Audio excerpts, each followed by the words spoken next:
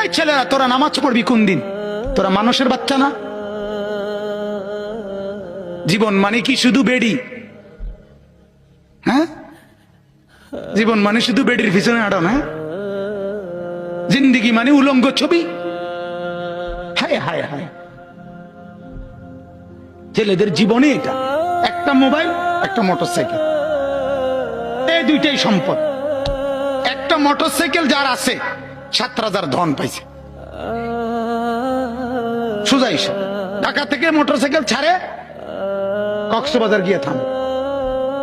হ্যাঁ, প্রতিদিন রাতে, প্রতিদিন শত শত ছেলে মোটরসাইকেল চালায়।